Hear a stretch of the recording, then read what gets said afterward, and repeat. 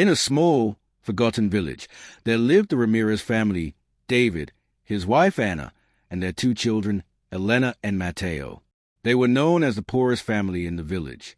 Their home was a crumbling hut with a roof that leaked every time it rained. At night, they slept close together under one thin blanket to keep warm. David worked odd jobs, carrying heavy loads, fixing broken cots, even sweeping the village streets. But no matter how much he owned, it was never enough to feed his family properly. His shoes were full of holes, yet he walked miles every day searching for work. Anna often skipped meals, quietly pushing her food toward her children while pretending she wasn't hungry. Her hands were cracked from scrubbing other people's laundry, yet she never complained. The villagers often whispered, "Why do they bother? They'll always be poor." But what made the Ramirez family different was their kindness. One evening, when the family barely had enough rice to fill their bellies, a beggar knocked on their door. Without hesitation, Anna scooped half the rice into another bowl and gave it to the stranger. Another time, when a neighbor's roof collapsed during a storm, David rushed to help repair it, even though his own roof was worse. People mocked him for it. How can you help others when you can't even help yourselves? But Anna and David always answered with a smile, because even when we have little, we still have something to give. And so the years passed, filled with hunger, cold nights, and sacrifice.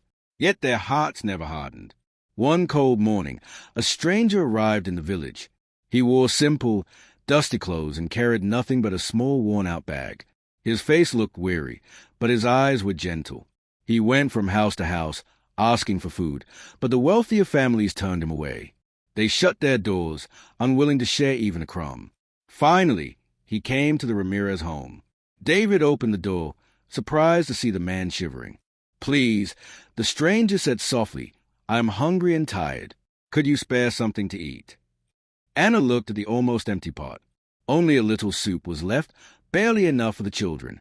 She hesitated, but then smiled gently. "Come in, sir," she said. "What we have, we will share." She gave him the soup and the last piece of bread.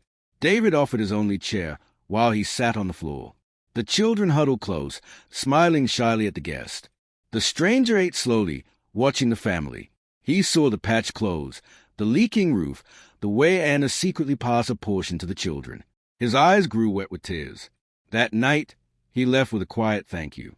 The next morning, the Ramirez family heard the sound of trucks outside their hut. To their shock, the same man returned, this time not in rags, but in a fine suit.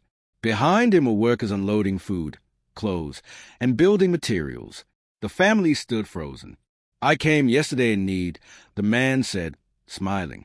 "And while many turned me away, though you had little, opened your home and shared all you had. What you did was more than kindness, it was love." The man was not just a traveler. He was a wealthy businessman who had been searching for people with pure, generous hearts, people who gave without expecting anything in return. From that day forward, the Ramirez family's life changed. Their home was repaired, their children went to school, and their table was always full. But even with abundance, they never stopped helping others, because they knew it was their kindness and poverty that had brought them God's blessing. Sometimes God tests us with hardship, not to break us, but to see if our hearts remain pure. And when we keep giving, even in the darkest times, He sends help in ways we could never imagine.